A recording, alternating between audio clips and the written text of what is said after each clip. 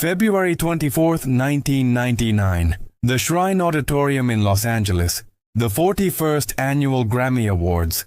The ceremony has been predictable so far.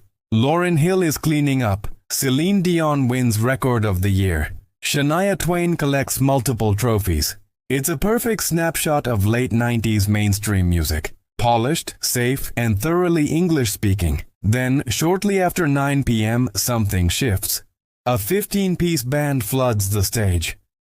Percussionists parade through the aisles, banging drums and tapping tambourines. Dancers on stilts gyrate across the floor. Confetti begins to fall. And at the center of this controlled chaos stands a 27-year-old Puerto Rican singer in black leather pants, swiveling his hips to a song most Americans have never heard. His name is Ricky Martin. The song is a bilingual version of his World Cup anthem, La Copa de la Vida. Madonna is on her feet. Will Smith is dancing in his seat. Celine Dion is clapping along. The entire auditorium, a room that moments earlier had been politely applauding ballads and rock standards, has erupted into something resembling a street party. When host Rosie O'Donnell returns to the stage, she looks genuinely stunned. "That was incredible," she says, almost breathless. 3 months later, on May 11, 1999, Ricky Martin would release his first English-language album. It would sell 661,000 copies in its first week, the biggest debut of the year. It would spawn one of the decade's most inescapable hits. It would make Martin the first male Latin artist to debut at #1 on the Billboard 200. And it would kick off what the music industry would brand as the Latin explosion, a moment that opened doors for Latin artists while simultaneously exposing how little the mainstream understood Latin music, Latin culture, or the artists themselves. This is the story of Ricky Martin. The album that changed everything and nothing all at once. Welcome to the Sound Vault. Every album has a story. This is Ricky Martin's. To understand the earthquake of 1999, you need to go back to 1984. Enrique José Martín Morales was born on Christmas Eve 1971 in San Juan, Puerto Rico. By age 6, he was appearing in local television commercials. By 9, he had a singular obsession, joining Menudo, Puerto Rico's most famous boy band. Menudo wasn't just a pop group. It was a cultural institution. A machine that churned through young boys and turned them into Latin American heartthrobs. The concept was simple. 5 boys, aged 12 to 16, singing in multiple languages and touring the world. When members hit the age limit, they were replaced, keeping the band perpetually young and fresh-faced. Ricky auditioned 3 times. Twice he was rejected for being too short. On the 3rd attempt, standing 5 feet tall and weighing 80 pounds, his persistence finally paid off. On July 10, 1984, 12-year-old Ricky was introduced as the newest member of Menudo, replacing original member Ricky Melendez. He had 10 days to learn 18 dance routines. For the next 5 years, Ricky Martin lived a life most teenagers couldn't fathom. Constant touring, 16-hour rehearsal days, recording sessions that stretched for months, screaming fans in every country, appearances on American television shows like Sesame Street and The Love Boat. By the time he left Menudo in July 1989 at age 17, he'd recorded 11 albums with the group and performed in more countries than most people visit in a lifetime. But the experience wasn't entirely glamorous. Former Menudo members would later describe the environment as exploitative. Martin himself complained that members' creative contributions were dismissed. "Our creativity was stifled," he told People magazine years later. "We were told the songs we wrote were no good. There was something else Martin was learning to stifle, something he wouldn't speak about publicly for another 21 years. When Martin graduated high school and moved to New York City to celebrate his financial independence, as a minor he hadn't been allowed to access his own Menudo earnings. He knew he wanted to continue in music.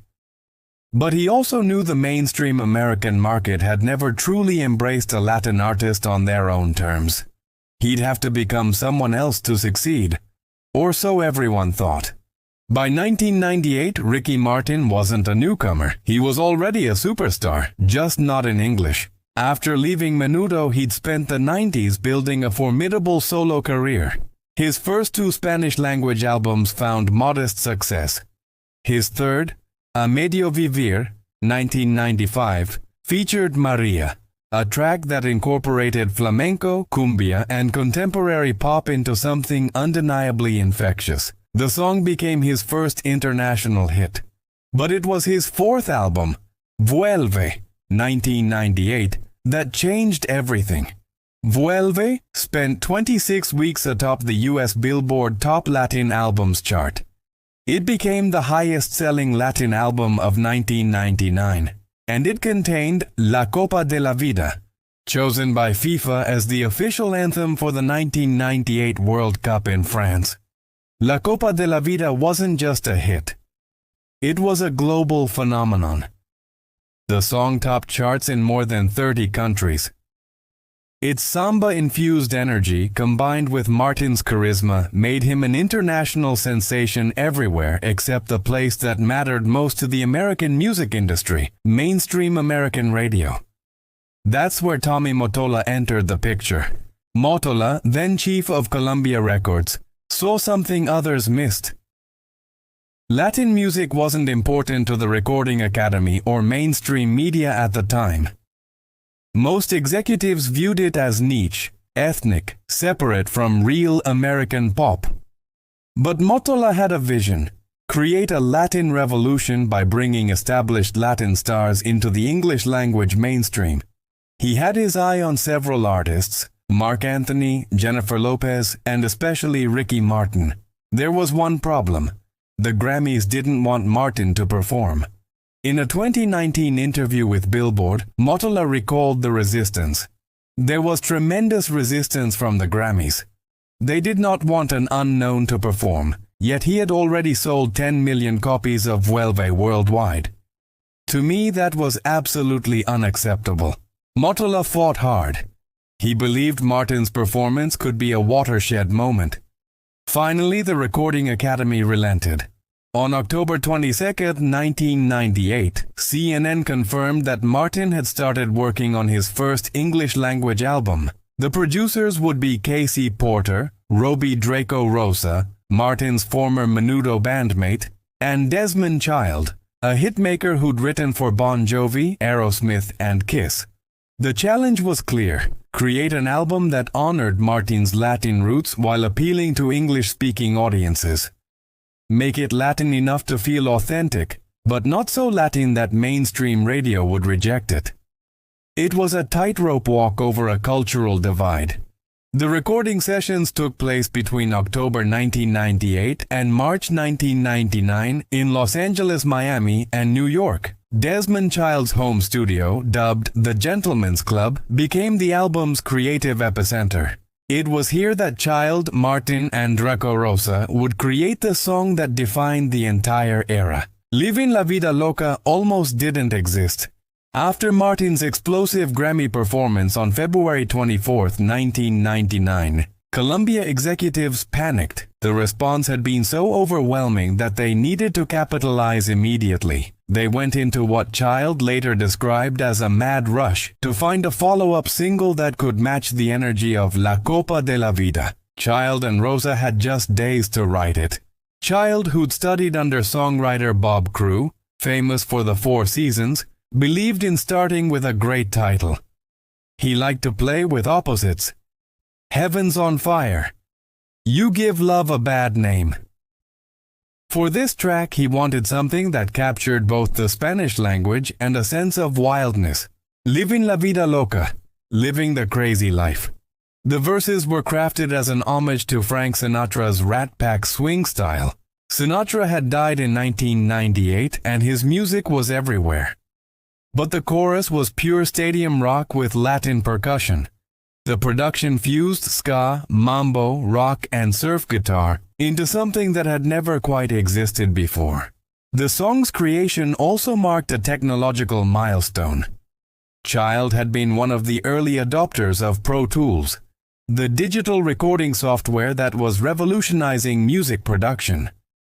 At the time, most producers still used traditional analog equipment.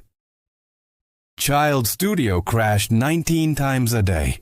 They called Pro Tools slow tools, but the technology allowed them to do something impossible with analog recording. They recorded the trumpet blasts once, then digitally copied and placed them throughout the song like hot sauce, adding spice wherever needed. When Livin' La Vida Loca was completed, it became the first song ever recorded, mixed, and mastered entirely in Pro Tools to hit number 1 on the Billboard Hot 100. The rest of the album came together quickly. Diane Warren contributed 2 ballads, including She's All I Ever Had. Madonna recorded a duet with Martin called Be Careful, Cuidado con mi corazón, a Spanglish collaboration co-produced with William Orbit. Swedish singer Meja provided vocals for Private Emotion, a cover of a Hooters song. The album's sonic palette was deliberately diverse. Percussion-heavy dance tracks like Shake Your Bon Bon, sweeping ballads like Spanish Eyes, Latin funk on Love You for a Day, and even a metal-influenced ballad called I Am Made of You. Martin told MTV about the album's title, "I cannot wear a mask to go on stage. Those are my influences. This is Ricky Martin. That's why the album is called Ricky Martin. As simple as that. We want to keep it simple." But nothing about this project was simple. While Martin was recording the album, he was living a double life. Publicly, he was the hip-swiveling heartthrob driving women wild. His relationships with women, including model Rebecca D'Alba, were documented by tabloids. He embodied a very specific kind of Latin masculinity, passionate, physical, irresistible to women. Privately, he was struggling with something he couldn't speak about. Martin knew he was gay. He'd known since he was 4 or 5 years old. At 20, he fell in love with a man for the first time, and had his heart broken so badly he considered giving up his career. His response was to retreat further into the closet, dating women and telling himself maybe he was wrong about who he was. "For many years I was told that the way I was feeling was a mistake," Martin would later tell Oprah Winfrey. "I would try to deny those emotions as much as I could. The stakes of staying closeted felt impossibly high." Latin music culture was steeped in machismo. The industry had no openly gay male stars. And Martin was about to become the face of Latin music in America, a role that seemed to require projecting a very specific kind of heterosexual desire. In a 2024 interview, Martin revealed that his team at the time actively discouraged him from coming out. "This is going to be the end of your career," they told him. "Don't. You don't need to. Why? Shut up." So Martin kept the secret and poured everything else into the music. There was another pressure building, the weight of representation. As the album's May release approached, Martin increasingly understood that he wasn't just selling a record. He was being positioned as the ambassador for an entire culture, the symbol of a Latin explosion that record executives were betting millions on. The problem was that nobody had asked Latin America if they wanted to explode into mainstream America on these terms, singing in English, diluting their sound to fit radio formats, being packaged as exotic but not too different. Martin felt the burden of those expectations but had no choice except to move forward. Livin' La Vida Loca was released to radio on March 23, 1999, less than a month after the Grammy performance. The response was unprecedented. The song topped the Billboard Hot 100 for 5 consecutive weeks. It reached number 1 in more than 20 countries. Within months, it would sell 8 million copies, becoming one of the best-selling singles of all time. The album's release date was May 25, 1999, but the demand was so intense that Columbia Records made the unusual decision to rush the album out 2 weeks early, on May 11th. Tom Corson, Columbia's senior vice president of marketing, explained to Billboard, Quite simply, the market has demanded it. People have been wanting this record for a while, and it's now reached the point where we have to get it out there immediately. When the album dropped, it debuted at number 1 on the Billboard 200 with first-week sales of 661,000 copies. It was the biggest debut of the entire year, bigger than anything by Britney Spears, the Backstreet Boys, or TLC. Martin became the first male Latin artist in history to debut at number 1 on the Billboard 200. Within 3 months, Ricky Martin became the best-selling album ever by a Latin artist. The second single, She's All I Ever Had, peaked at number 2 on the Hot 100. Its Spanish version, Bella, topped Latin charts. The third single, Shake Your Bon Bon, became another international hit. By summer, Ricky Martin was everywhere. He performed on the Today Show to a sea of screaming fans.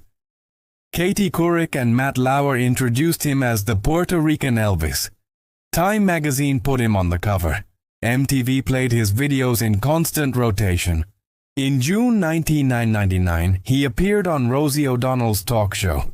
O'Donnell told him she'd learned about him from Tommy Mottola, who'd predicted Martin would become the biggest star in the world.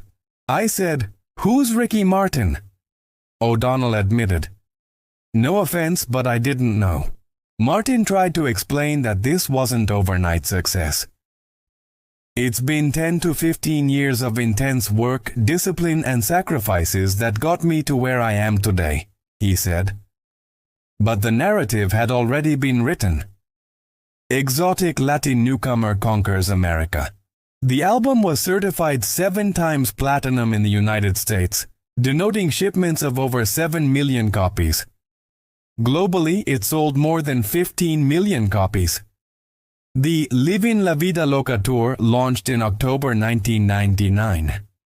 By the end of 2000, it would become the highest-grossing tour by a Latin artist.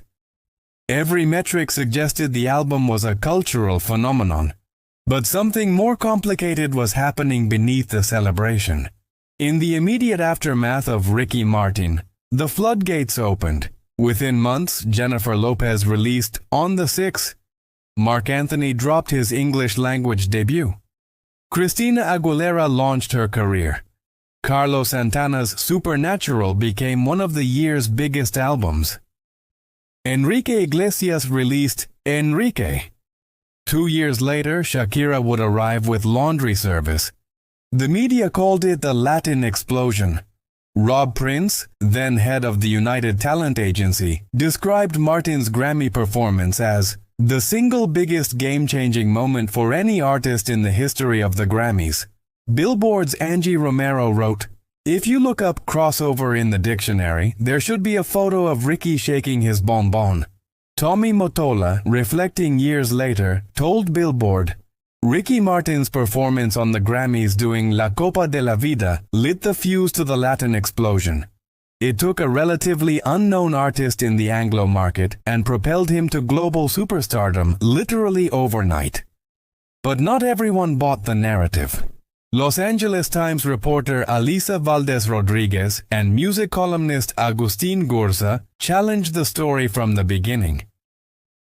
In June 1999, Valdez Rodriguez wrote, "While no one denies that focusing the mainstream media spotlight on Latino musicians and singers is overdue, the recent storm of coverage has exposed an abysmal ignorance about the complexity, diversity, and reality of Latinos and Latin music."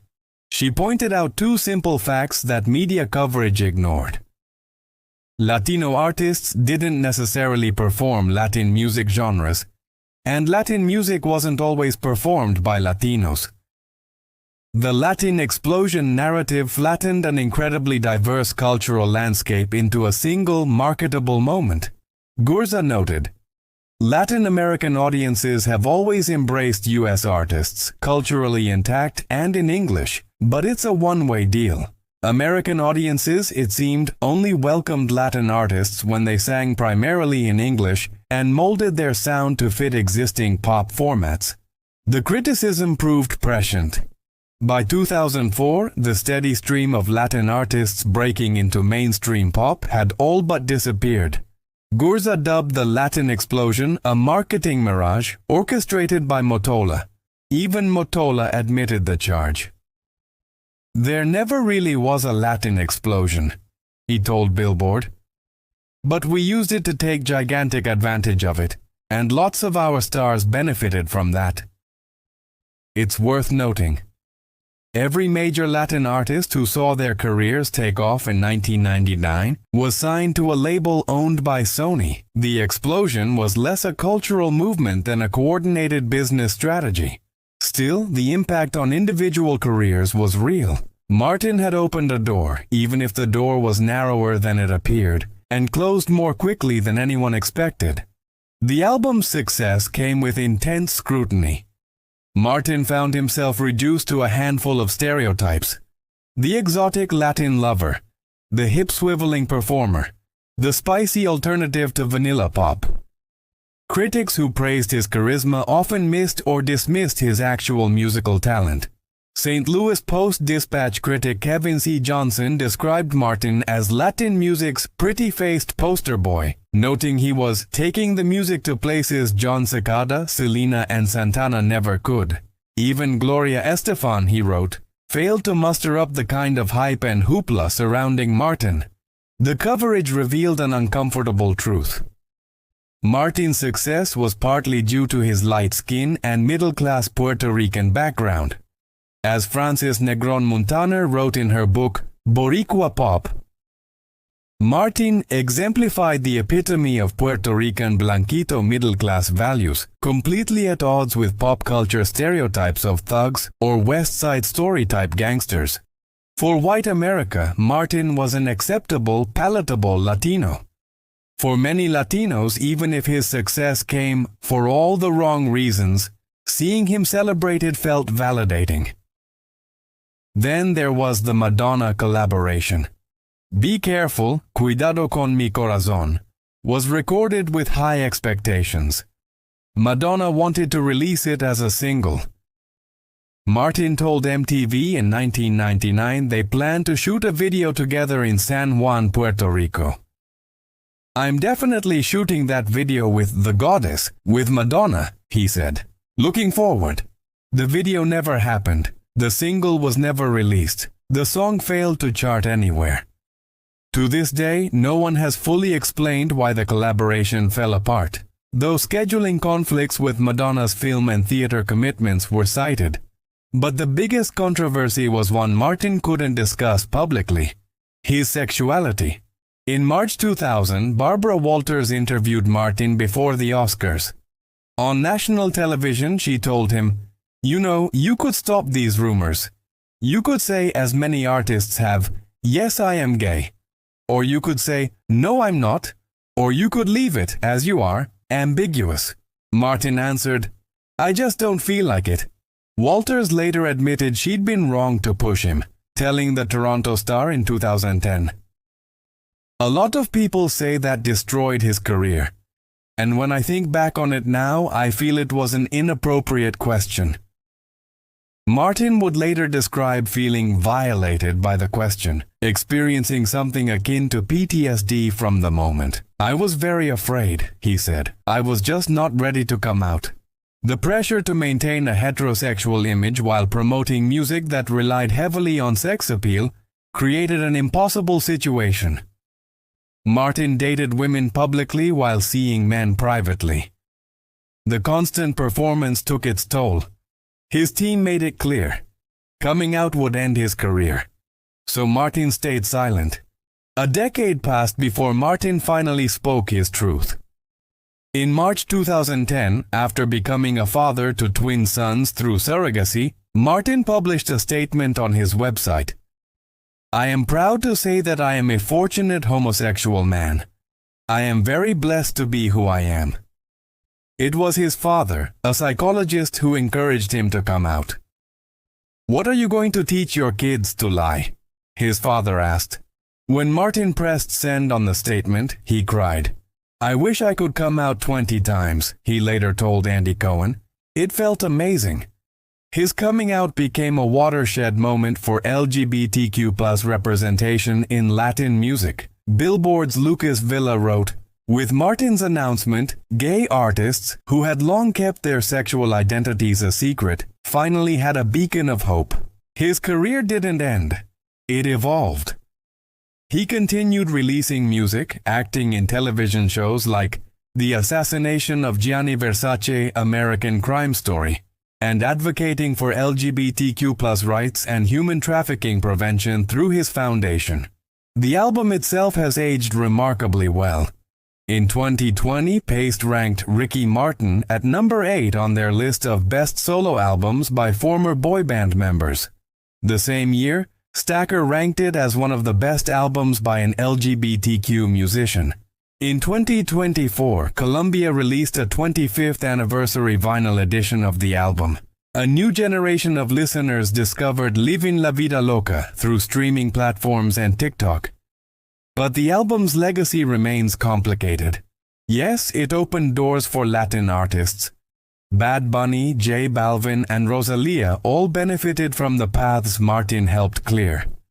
But today's Latin music explosion, driven by reggaeton, trap, and artists who refuse to sing primarily in English or water down their sound, looks nothing like 1999's corporate manufactured moment. Critics now recognize that the Latin explosion forced artists to choose between authenticity and access, between their roots and mainstream success.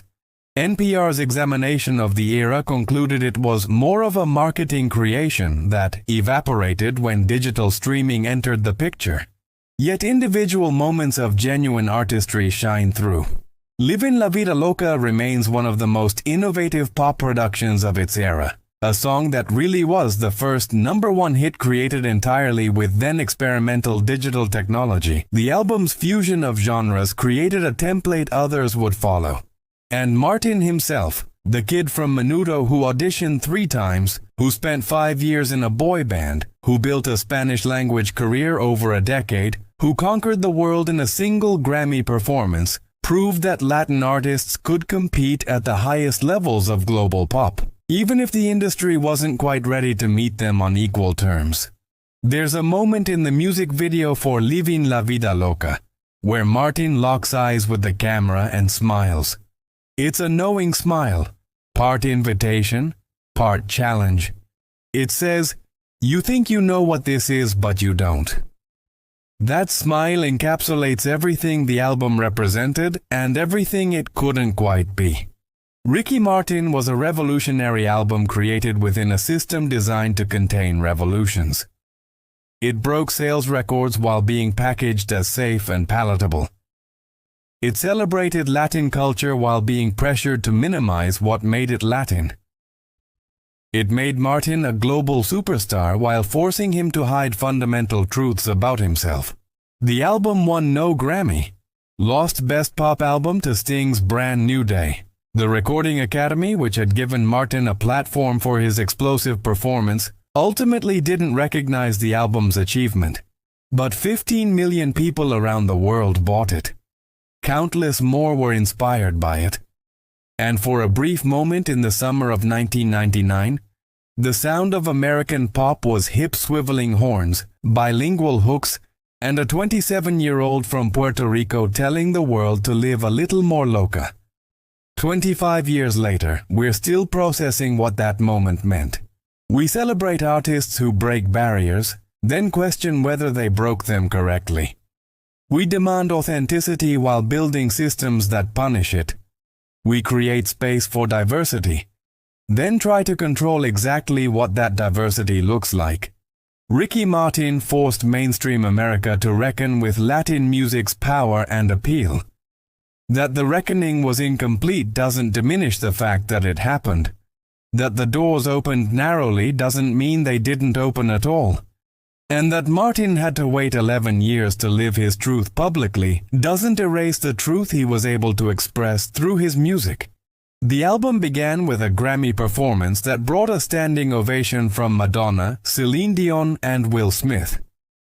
It ended with an artist understanding that fame's spotlight can illuminate or expose, celebrate or constrain, and sometimes does all those things simultaneously. Livin' La Vida Loca topped charts worldwide. Ricky Martin sold 15 million copies. The Latin explosion fizzled by 2004. All of these things are true. All of these things matter. And 25 years later, that kid who auditioned 3 times for Menudo, who learned 18 dances in 10 days, who spent a decade building a Spanish-language career before anyone in mainstream America cared, that kid changed pop music forever. Even if the revolution wasn't televised exactly the way he hoped. This has been the Sound Vault. Every album has a story. And some stories, like Ricky Martin's, never really end.